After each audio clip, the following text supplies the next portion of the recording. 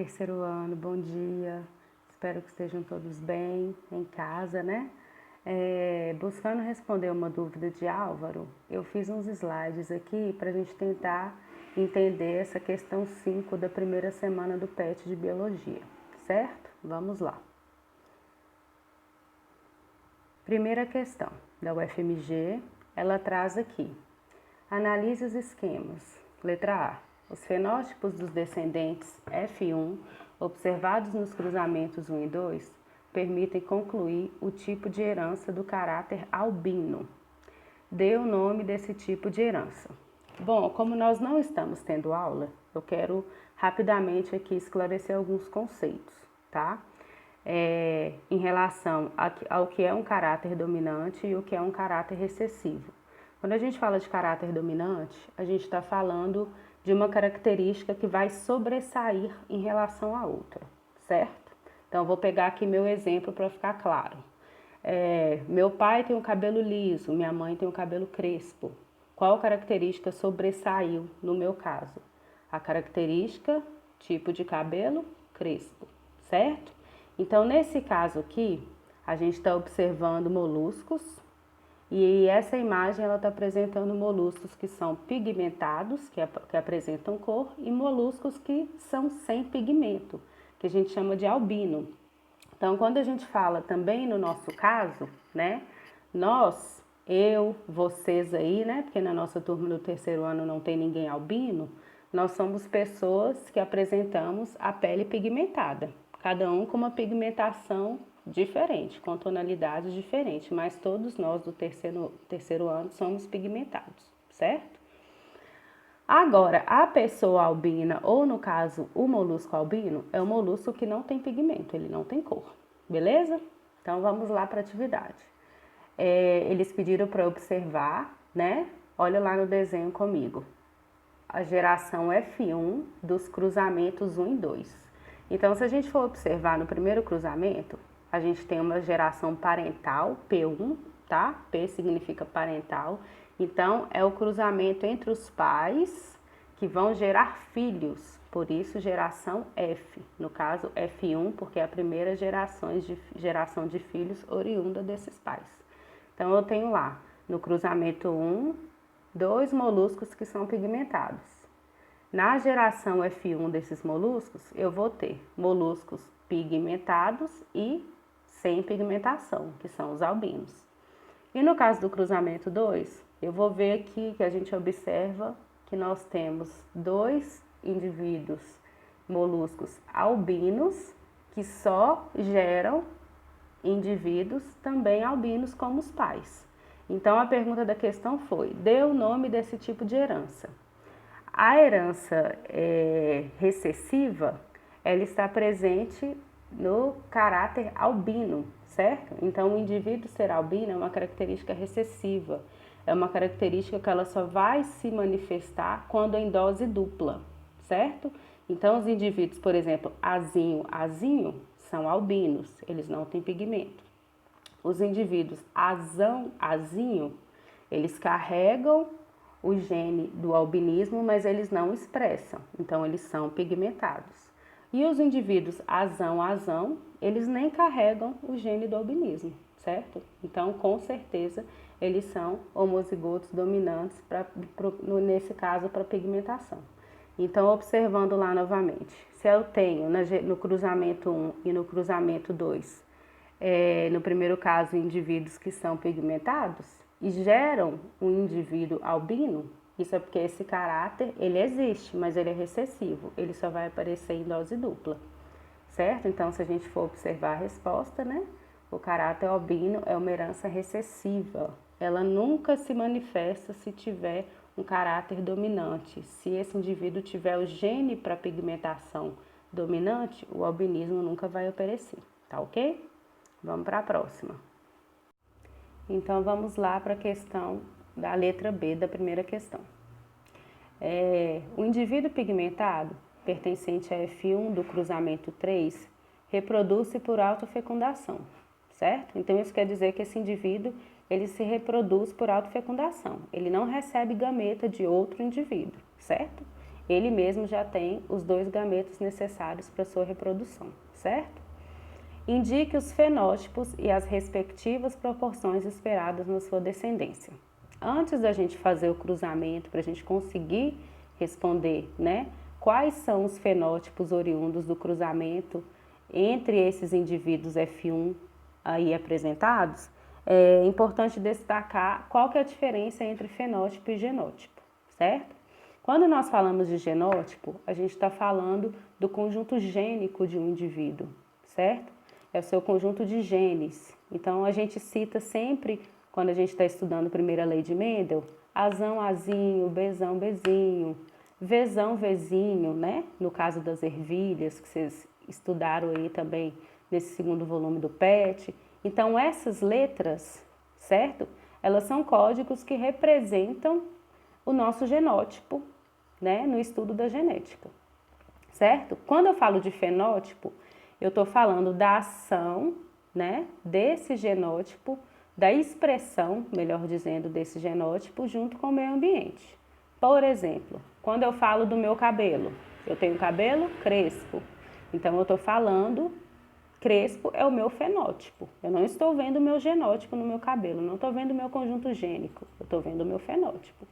Quando eu falo, a Isabela tem um olho grande, o meu olho é uma característica fenotípica. É o que eu estou vendo, é a expressão do meu gene em conjunto com o ambiente. A tonalidade da minha pele e tudo que nos define, né? Nós, seres vivos, existentes aí no planeta. Beleza? Então, fenótipo nada mais é do que a aparência física de um organismo. E essa aparência física é uma junção do nosso genótipo, da expressão dos nossos genes, mais a ação do meio ambiente. Ah, Isabela, mas como assim a ação do meio ambiente? Vou dar um exemplo, né? Eu tô aqui com essa tonalidade de pele porque eu tô dentro de casa, na quarentena, nem sol eu tô tomando, mas tomem sol. Se eu ficar muitas horas exposta ao sol, o tom da minha pele vai mudar, certo? Eu vou começar a ficar vermelha e ao longo dos dias a minha pele vai ficar mais morena, ela vai ficar mais pigmentada, certo? Então, o que isso quer dizer? Que o ambiente que eu vivo, ele influencia no meu fenótipo. Então, o fenótipo é o que a gente vê no organismo. E ele depende do ambiente e dos nossos genes aí atuando em conjunto. Beleza? Então, vamos lá. A questão, ela quer que a gente indique os fenótipos, né, que são esperados da autofecundação desses indivíduos aí F1 do cruzamento 3. Então, nós temos aqui indivíduos que são pigmentados, mas nós sabemos que esses indivíduos pigmentados, eles são filhos de quê? De um pai ou de uma mãe que é albino. Então, ele vai carregar consigo esse gene do albinismo, mesmo que ele não expresse, tá? Então, eu vou fazer umas anotações aqui, que eu acho que vai ficar mais fácil da gente visualizar, tá? Aguarda um pouquinho aí. Então, vamos lá. Então, a gente está considerando aqui que a gente vai ter um cruzamento F1, onde eu tenho moluscos que são pigmentados. Certo? Então, eu vou fazer uma autofecundação desses moluscos, certo? Eu vou cruzar um com o outro. E aí, beleza. Se esses moluscos são pigmentados, mas eles têm um pai ou uma mãe que é albino, quer dizer, então, que eles vão carregar o gene do albinismo, tá? Então, aqui eu tenho, né, como se fosse a mãe, no caso a fêmea, e aqui o macho, certo?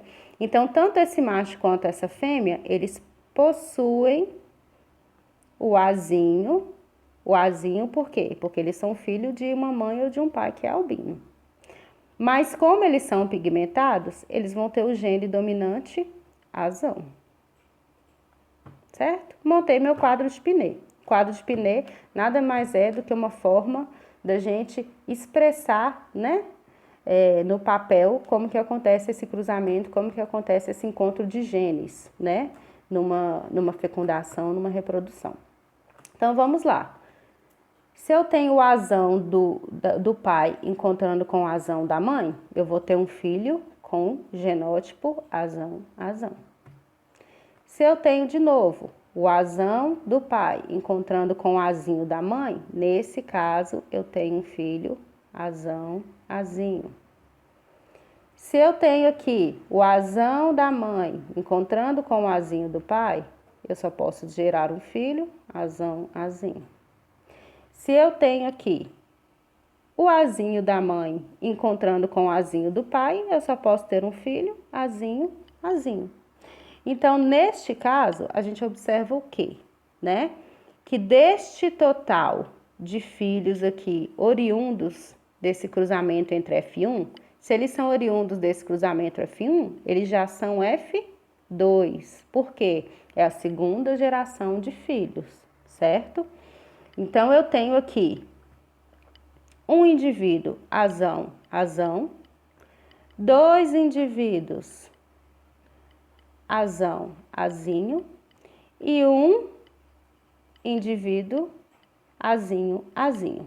Essa seria a minha proporção genotípica, a minha proporção de genótipos desse cruzamento. Mas a questão não me pediu proporção genotípica, ela me pediu proporção fenotípica. Então, o que eu enxergo desse cruzamento que nós realizamos aqui? Ó, se eu tenho aqui um azão, outro azão, quer dizer que esse indivíduo vai ser o quê? Pigmentado, né? Por quê? Ele só vai ser albino se ele estiver em dose dupla, se o azinho aparecer em dose dupla. Então, nós temos aqui 3 indivíduos que são pigmentados para um indivíduo albino, certo? Então, nós temos uma proporção fenotípica de 3 para 1. 3 pigmentados para 1 albino, beleza?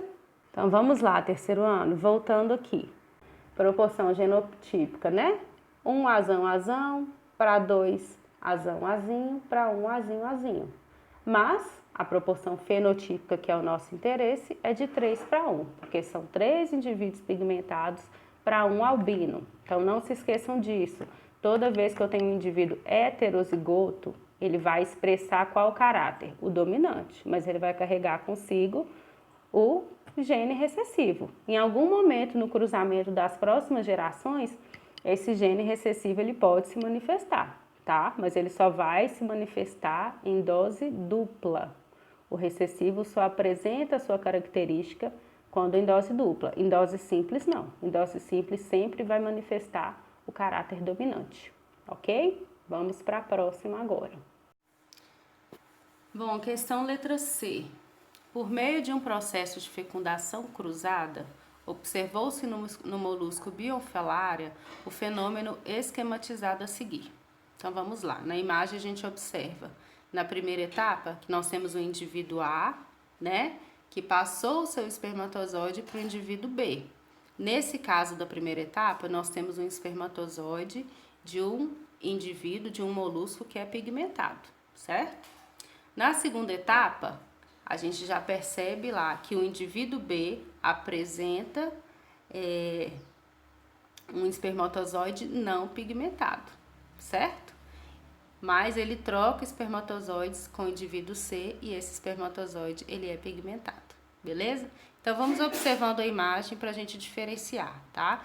Quando o espermatozoide carrega o gene para pigmentação e quando ele não carrega, certo? Então, ele carrega um gene para o albinismo, beleza? A pergunta foi: cite os fenótipos ou o fenótipo que é esperado na descendência resultante da autofecundação do indivíduo B. Então, se eu for pegar o indivíduo B e autofecundá-lo, né? Cruzar os seus genes entre si, se eu cruzo um indivíduo que é albino, né? Com outro indivíduo que é albino, eu só posso ter o quê? Indivíduo albino, né? Não tem como eu ter um indivíduo pigmentado oriundo de um cruzamento de pais albinos, beleza? Então, se a gente for observar esse indivíduo B, ele é albino. Não tem como sair algo diferente, certo? Então, olha lá, jogando no quadro de Pinet só para facilitar, se eles são albinos, né? Eles apresentam genótipo azinho, azinho. Então, azinho, azinho, cruzando com azinho, azinho, só pode sair azinho, azinho. Então, 100% desses filhos provenientes desse cruzamento aí, dessa autofecundação do indivíduo B, eles são albinos, tá bom? Vamos para a próxima. Próxima lá. O aparecimento de indivíduos pigmentados na descendência do indivíduo C evidencia que, diferentemente da maioria dos outros seres vivos, existe no aparelho reprodutor desses moluscos um órgão com função específica. Explicite a função deste órgão, tá? Então, os moluscos, assim como alguns outros organismos, eles apresentam uma estrutura que é chamada de espermateca, tá? E essa espermateca, ela tá presente nas fêmeas, certo? Qual é a função dessa espermateca nas fêmeas? É armazenar o espermatozoide. Então, essa fêmea, ela armazena o espermatozoide para posterior fecundação, certo? Então, a resposta da letra C é essa. O órgão denominado espermateca ou receptáculo seminal, que está presente nas fêmeas, certo? Desse molusco e de alguns insetos, ela tem a função de armazenar esses espermatozoides que são recebidos de outro indivíduo, de um outro macho, beleza? Então, é isso. Espero ter esclarecido um pouco, se não, estou à disposição para a gente continuar as discussões, ok? Abraço para vocês, até a próxima.